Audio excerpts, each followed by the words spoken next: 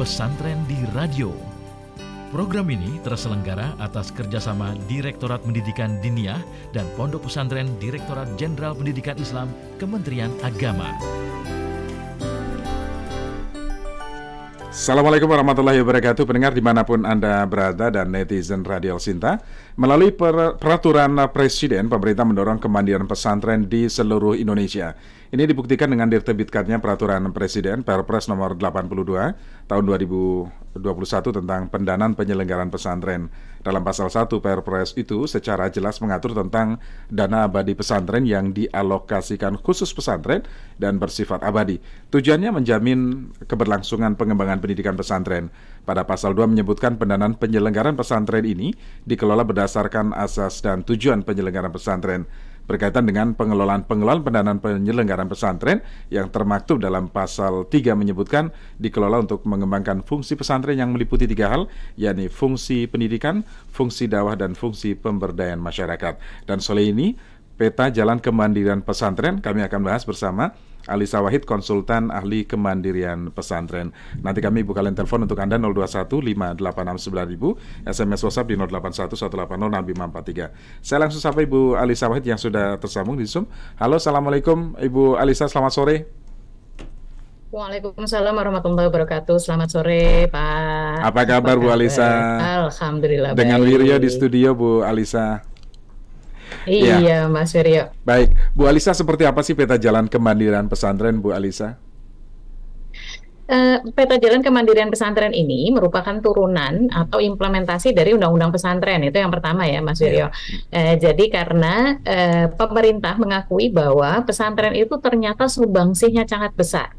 Jadi kalau istilah Gus Dur dulu, pesantren itulah lembaga swadaya masyarakat yang paling genuine ya, paling otentik gitu. Kenapa? Karena dia memang dari sejak berdirinya itu lebih banyak disupport oleh masyarakat.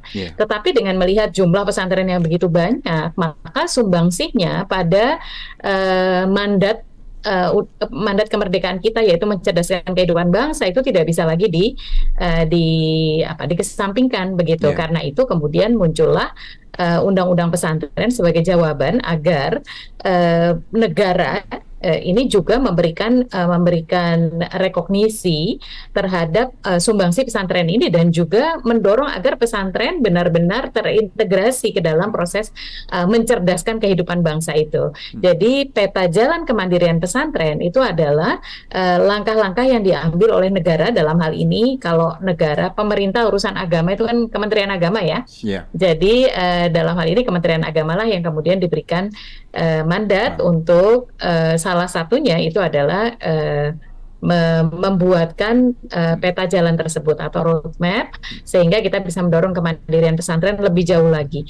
Kalau sebelum ini pesantren-pesantren itu betul-betul terserah aja gitu, negara tuh sama sekali tidak hadir tidak hadir. Padahal jumlah siswa, jumlah santri yang ada di dalam pesantren itu jumlahnya jutaan, Mas Wiryo.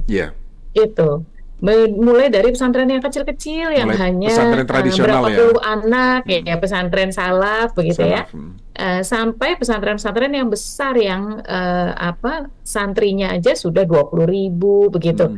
Jadi memang jumlahnya sangat besar gitu. Nah, selama ini benar-benar hanya disupport oleh masyarakat itu sendiri gitu. Jadi negara tidak hadir. Maka sekarang negara kemudian mulai betul-betul memperhatikan. Dengan program kemandirian pesantren ini, harapannya pesantren kemudian meluangkan waktu dan energinya itu untuk memperkuat sumber dayanya sendiri gitu, sehingga kemudian kualitas proses belajarnya, kualitas insan-insan yang dihasilkannya itu juga kemudian lebih baik, dan terutama kualitas dari masyarakat yang ada di lingkungan pesantren.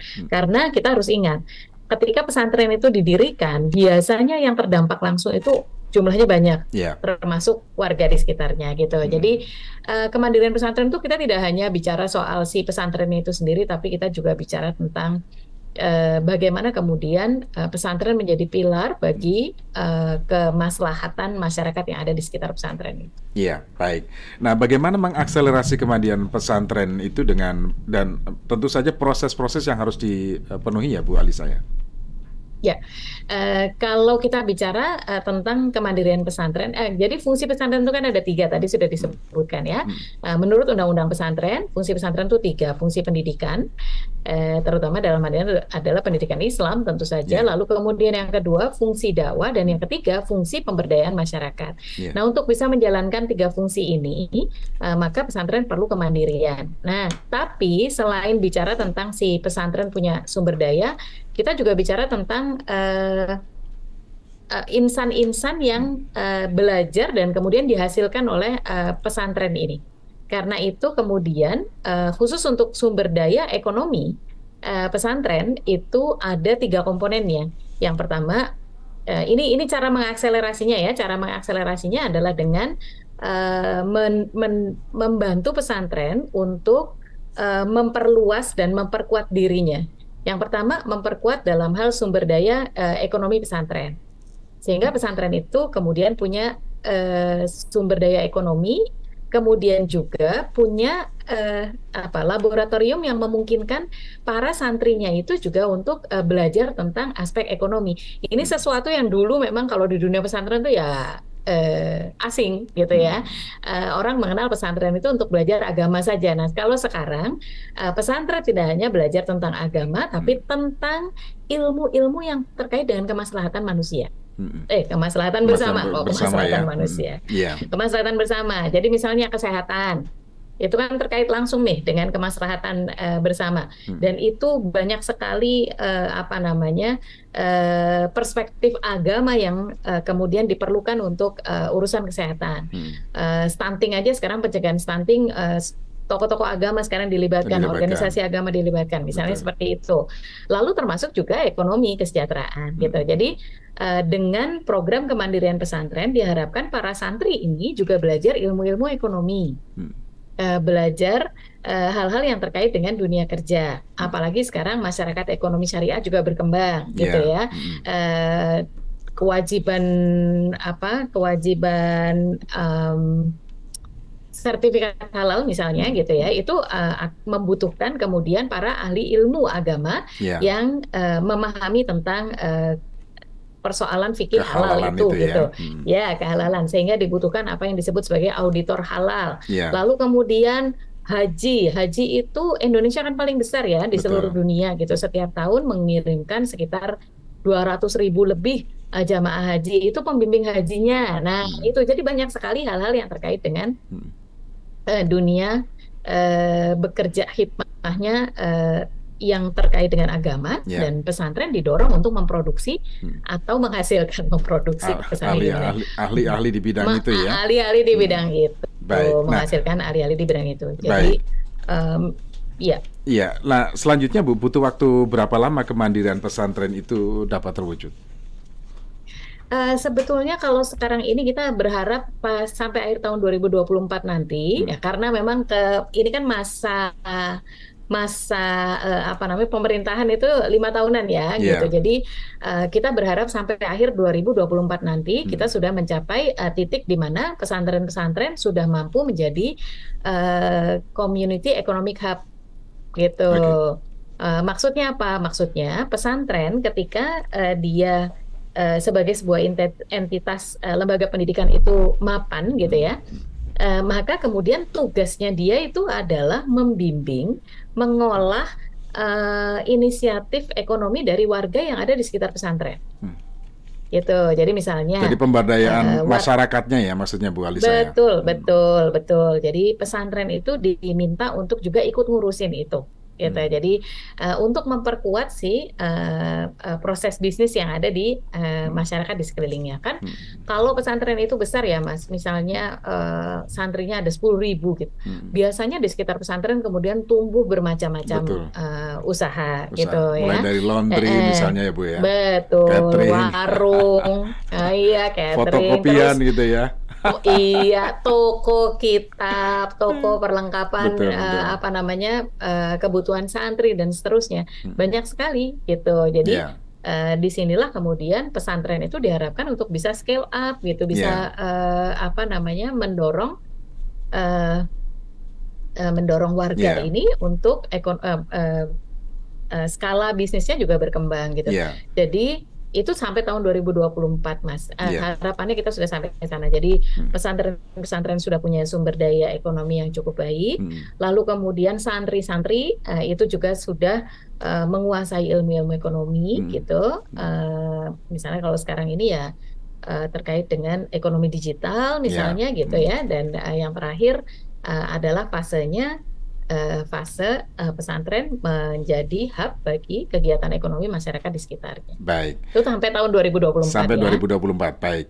Bu Iya, Alisa, sebelum kita lanjut, kita buka line telepon Bu Alisa ya. Kita beri kesempatan monggo. pendengar untuk bertanya langsung atau melalui WhatsApp atau SMS boleh ya. Kemudian juga melalui di sosial media bisa Anda sampaikan pertanyaan. Kami masih membahas mengenai peta jalan pesantren ya.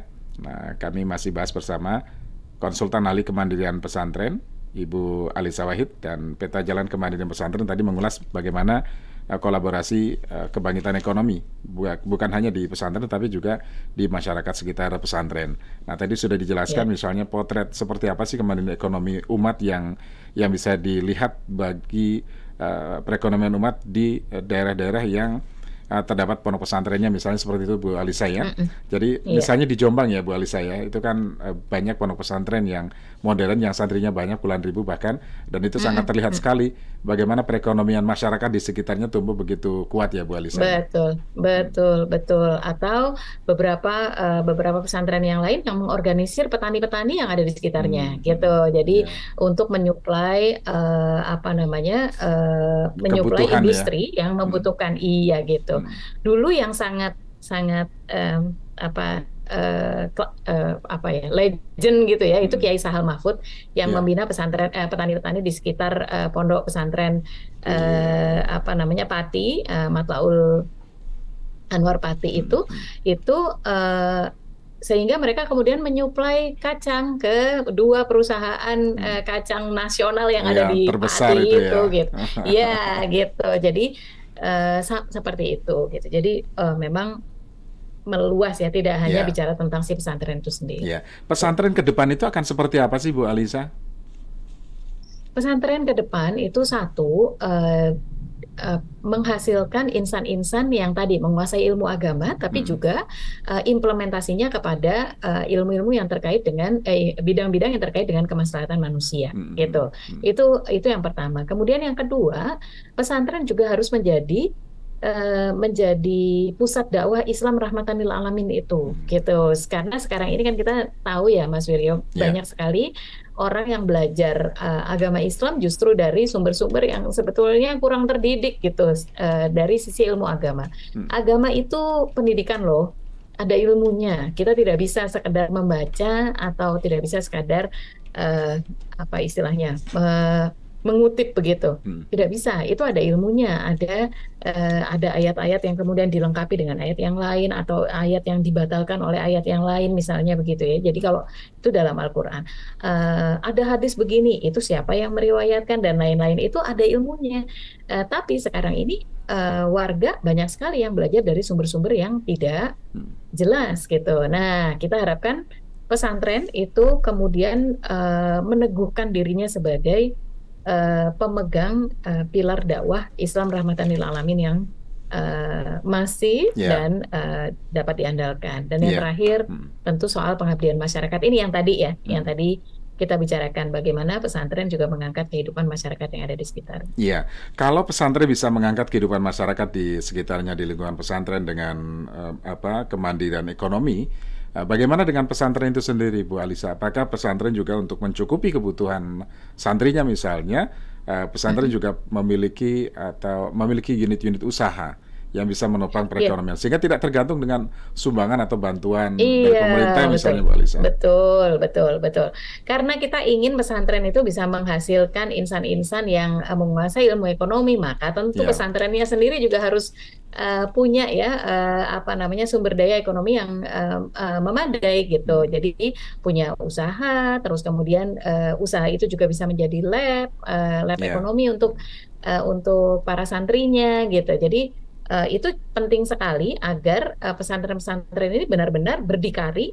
Sekarang sebetulnya sudah berdikari Mas Wiryo, tapi Ya. kemudian jadi punya keterbatasan gitu ya. Artinya kalau misalkan pesantren itu kecil, maka dia kemudian kemampuan dia untuk membangun pendidikan yang benar-benar mengikuti perkembangan zaman jadi Ya. terbatas misalnya begitu. Ya. Jadi kemandirian pesantren arahnya ke sana ya, Ya. agar pesantren-pesantren memiliki sumber daya ekonominya Ya. gitu.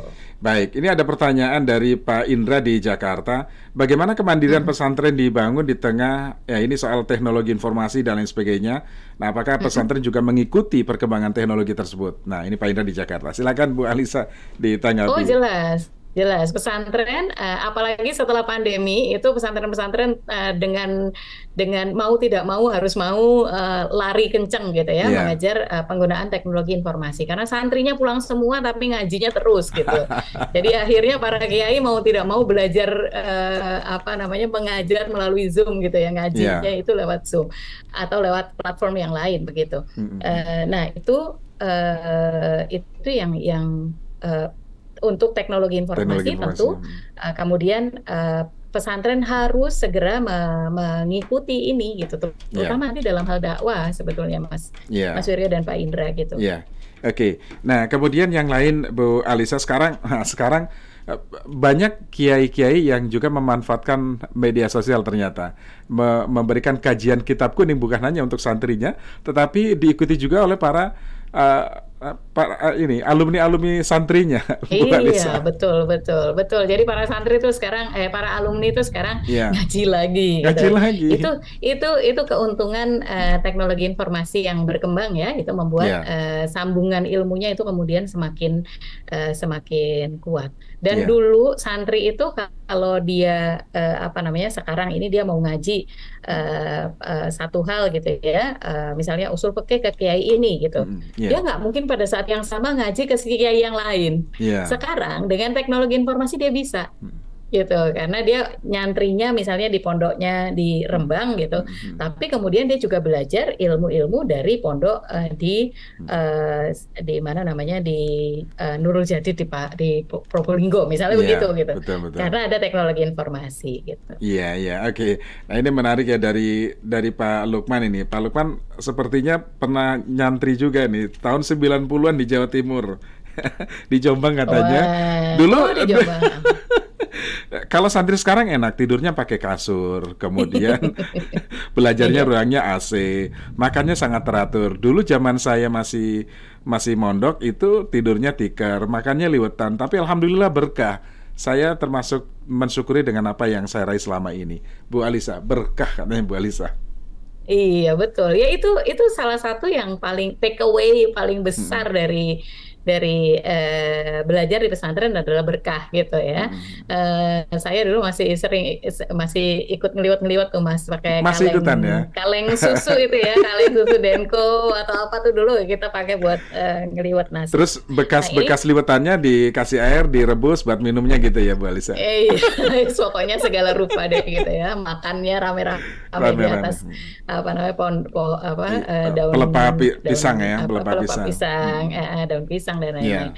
Di situ jadi tapi nggak bisa dikatakan bahwa kemudian santri sekarang itu tidak prihatin loh gitu. Santri sekarang tetap prihatin karena mereka hidup jauh dari orang tua, tidak ada yang melayani, mereka harus melayani dirinya sendiri. Mereka juga punya tantangan ya yang berbeda dengan Pak Lukman tentunya gitu, tapi insya Allah sih berkahnya sama. Gitu.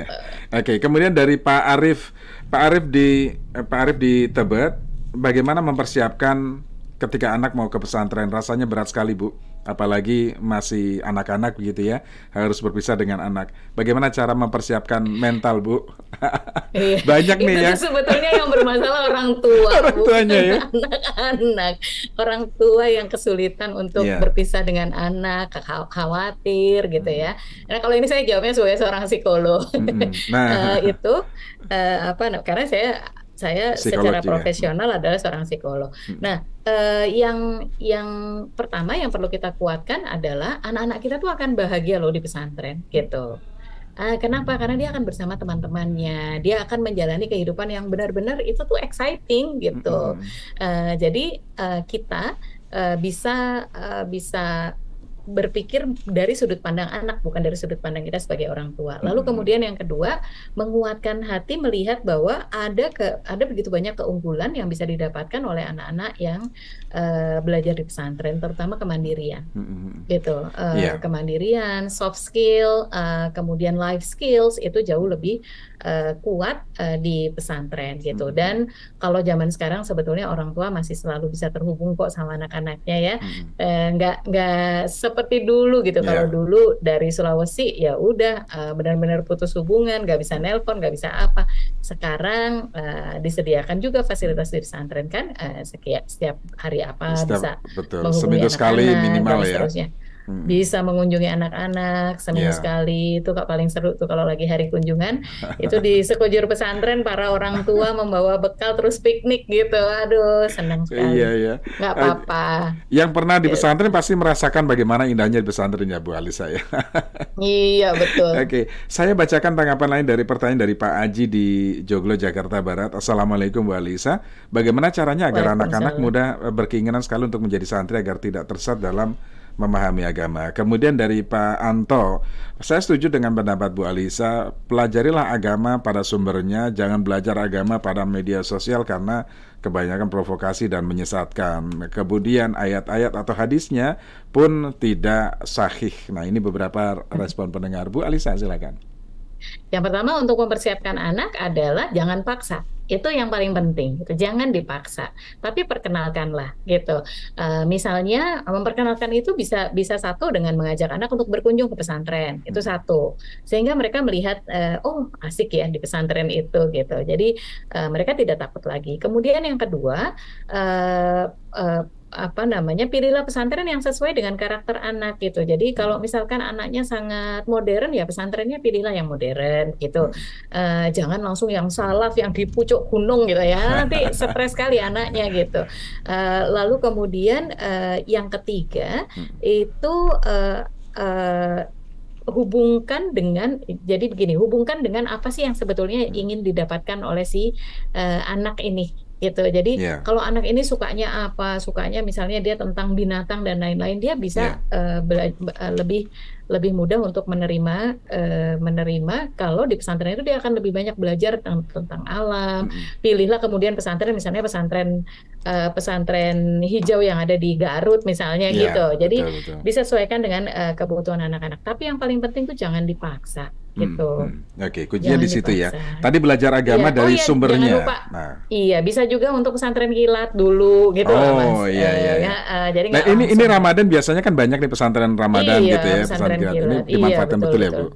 Betul, bisa jadi tempat. Tadi soal belajar agama soal belajar agama jangan dari media sosial, saya sangat setuju. Kita itu para arsitek tuh nggak ada yang belajar bagaimana cara mendesain rumah atau gedung bertingkat itu hanya dari sosial media. Kenapa? Karena mereka pasti pengen belajar pada ahlinya. Betul. Itu orang pengen belajar psikologi bisa terjebak dia belajar di media sosial. Tapi kalau dia belajar dari ilmu psikologi yang beneran gitu ya, kan ada teknik-tekniknya, ada instrumennya, pasti akan berbeda. Begitu juga dengan agama. Agama, apalagi kita ingin mendekati Tuhan, jangan sampai kita memilih guru yang salah. Itu gurunya harus benar-benar tepat, yaitu orang-orang yang memang mendalami keilmuan keagamaan. Begitu. Oke, baik. Bu Alisa, kita sapa pendengar, ada Pak Anas di Depok, Jawa Barat. Pak Anas. Ya, Pak. Ya, silakan Pak Anas. Assalamualaikum. Waalaikumsalam warahmatullahi wabarakatuh. Ya. Sebenarnya anak saya dua ini masuk pesantren dulu. Alhamdulillah. Waduh, tadi itu apa SMP atau SMA? Sanawiyah atau Aliyah? SMP sama SD. Oh, Ibtidaiyah ya, Madrasah Ibtidaiyah sama Sanawiyah. Masuk pesantren itu waktu lagi zamannya waktu COVID. Jadi saya dari SD biasa saya pindahkan gitu langsung ke pondok gitu. Iya. Di saat anak-anak lagi belajar pakai gadget, anak saya udah mondok. Sekarang alhamdulillah yang SMP udah juz 17. Alhamdulillah. Juz 3. Jadi Pak, perubahan yang paling mencolok yang Pak Anas rasakan itu bagaimana, Pak? Banyak sekali, Pak. Itu sangat puas untuk kehidupan dia mandiri itu ada.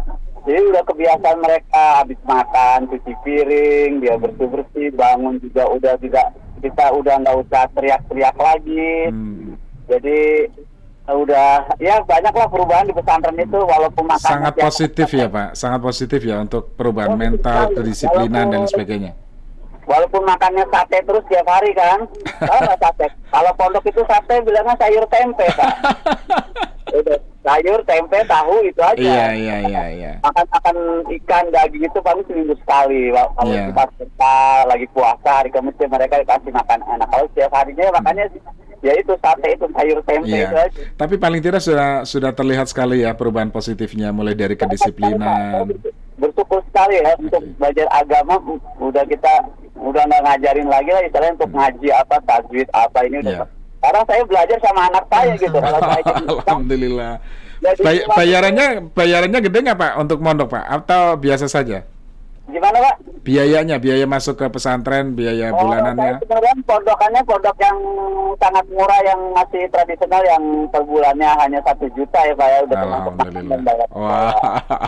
Oke, baik Pak Anas, mudah-mudahan pendidikannya sukses juga di pesantren ya, Pak Anas ya. Alhamdulillah. Sehat semua ya, Pak Anas ya. Terima kasih, Pak Anas. Baik. Ya, selanjutnya ada Pak Edi Purwanto. Iya, ada Pak Edi Purwanto di Depok, masih di Depok. Nanti ditanggapi ya, Bu Alisa. Pak Edi, silakan Pak Edi. Ya, halo, selamat sore. Selamat sore, Pak Edi. Selamat sore, Pak Edi. Wah, masih di jalan nih, Pak Edi ya. Iya. Iya, silakan Pak Edi. Selamat sore, Bu narasumber. Iya. Iya, Bu. Silakan Pak Edi. Selamat sore, Pak. Sore, Bu. Jadi begini ya, menurut saya anak saya 2 kebetulan, yang satu udah jalan 4 tahun. Itu Bu, yang satu baru 1 tahun ya. Jadi menurut saya ya sekarang emang nyaman sih ya, maksudnya anak saya tanya ya mereka nyaman, enjoy gitu, senang. Dan sekarang ya sedikit modern lah, nggak kayak dulu banget gitu ya. Kalau dulu kan kita kan kayaknya gimana ya, nggak bisa komunikasi terus sama kalau kita jauh kan. Kalau sekarang lebih gampang ya komunikasi ya. Lebih gampang, terus misalkan di wali kelas ada grup WA gitu, jadi kalau ada apa-apa tuh jadi monitor ya, Pak. Jadi maksudnya untuk orang tua ya nggak ragu lagi deh untuk ini anaknya di pondok gitu.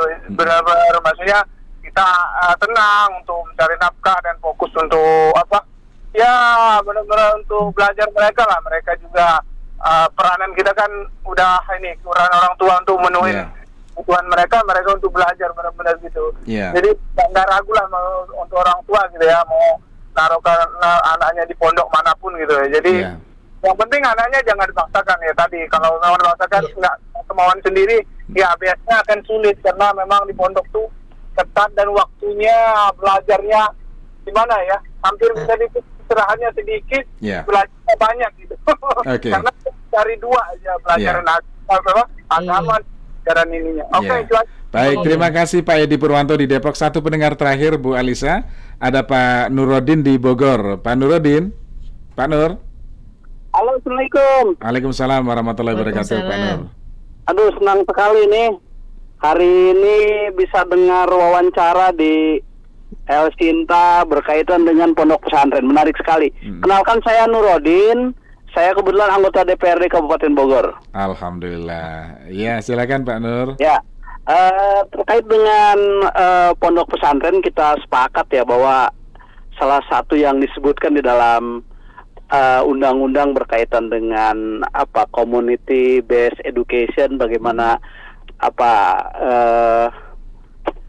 dunia belajar yang berbasis pada semangat swadaya masyarakat, partisipasi masyarakat, ya pesantren gitu. Nah, hari ini sudah ada undang-undang pondok pesantren. Terus kemudian terbaru ada peraturan pemerintah juga terkait dengan dana abadi pesantren. Namun ini kan sudah 1 tahun ya. Ini sudah 2023, sudah 2 tahun ya, 2021 itu. lahir peraturan pemerintah. Namun hari ini sepertinya belum ada reaksi apa-apa gitu untuk pondok pesantren. Nah, saya sendiri sebagai anggota DPRD Kabupaten Bogor sedang juga bagaimana menangkap kebijakan nasional ini untuk juga ikut serta di daerah itu ada peraturan daerah tentang pondok pesantren salah satunya. Yeah. Nah, yang ingin saya tanyakan, apakah dengan undang-undang pondok pesantren terus kemudian ada turunannya berkaitan dengan peraturan pemerintah tentang dana abadi pondok pesantren yang di dalamnya apa seperti itu, apakah memang juga ini memang wajib gitu dengan adanya aturan teknis di tingkat daerah misalkan seperti peraturan daerah atau peraturan bupati gitu. Baik. Karena ini kan supaya tidak hanya informasi yang mengawang-awang saja gitu, tapi ini tidak sampai gitu. Maksudnya seperti itu. Kita dapat poinnya ya Pak Nuruddin ya. Siap. Kita dapat poinnya. Terima kasih. Selamat sore Pak Nuruddin. Pendengar terakhir sebelum ditanggapi Bu Alisa, ada Pak Haris di Jakarta. Kurikulum seluruh lembaga pendidikan harus sama. Sumbernya harus sama, tujuannya harus sama, menjadi sebaik-baik manusia. Yang boleh beda hanya masalah ritualnya saja, yang dari aspek manfaatnya hanya untuk diri sendiri. Nah, kemudian yang lain dari Tadi Pak Haris sudah, kemudian ini soal ketenangan orang tua yang menitipkan anaknya di pondok pesantren. Pak Saiful ya, Pak Saiful di Bogor. Saya merasa tenang karena saya bisa bekerja dengan tekun dan pendidikan anak kita serahkan kepada kiainya. Nah, silakan Bu Alisa. Wow, ini seru sekali nih diskusinya ya Mas. Seru sekali nih tanggapan dari bapak-bapak. Kok ini nggak ada ibunya? Saya dari tadi. Ibunya memantau ini Bu. Ibu-ibu terjebak menyiapkan memasak menu berbuka ya. Menu berbuka. Oke. Jadi soal kemandirian anak-anak ketika di dalam pesantren itu tadi ya seperti yang di-sharingkan oleh Pak Nana, Pak Edi, itu anak-anak nyaman kok gitu ya di sana, dan orang tua juga sebetulnya merasa lebih aman karena anak-anak berada di lingkungan yang tepat. Tentu kita juga tetap nggak boleh kemudian lepas tangan terhadap kesejahteraan anak-anak kita gitu. Lalu kemudian yang kurikulum harus sama dulu yang saya tanggapi. Kalau pesantren itu justru kuat karena mereka punya otentisitas gitu. Jadi selama ini pesantren-pesantren tuh punya kemandirian untuk menentukan mereka ingin berfokus pada ilmu-ilmu yang mana. Begitu ya. Jadi misalnya pesantren-pesantren tertentu itu mereka punya perhatian yang sangat besar terhadap ilmu-ilmu falakiyah. Di pesantren-pesantren yang lain itu ternyata mereka lebih fokus pada santri-santri yang di tingkat mahasiswa, misalnya seperti itu. Jadi ada banyak sekali ragamnya, coraknya gitu, sehingga kita dalam peta kemandirian pesantren itu justru otentisitas ini dihargai. Tidak dipaksakan untuk seragam seperti pendidikan misalnya SD harus begini. Nah, terus bagaimana dong dengan murid-murid di pesantren? Nah, ini menariknya. Di pesantren-pesantren dari sisi pendidikan agama, otentisitas itu dijaga ya, dipelihara bahkan diperkuat. Kenapa? Karena justru disinilah jadi hazanah yang sangat menarik begitu. Tetapi kemudian sebagian besar pesantren itu memiliki SD. Gitu, memiliki SMP. Jadi ada sekolah-sekolah general knowledge-nya. Jadi Bapak Ibu juga tidak perlu khawatir bahwa anak-anakku nanti gimana dong belajarnya, kecuali kalau masuk pesantren salaf. Kalau pesantren salaf ya tentu saja itu dengan konsekuensi ketika Bapak Ibu memasukkan ke pesantren salaf, maka benar-benar anak-anak itu belajar tentang ilmu agama saja. Gitu, yang tadi sesuai dengan pertimbangan para kiainya. Karena kiai-kiai juga berbeda-beda ya, pendalaman materinya itu berbeda-beda. Ada yang jago, iya betul. Ada yang kiai-kiai yang sangat kuat di fikihnya, ada yang sangat kuat di usulnya gitu, dan macam-macam lah begitu ya. Jadi kita tidak perlu khawatir untuk kurikulum yang sama itu di pendidikan umumnya itu terjaga, tapi juga pesantren-pesantren punya keleluasaan untuk menjaga otentisitasnya, kemudian juga mandiri terhadap penyusunan kurikulum keagamaannya begitu.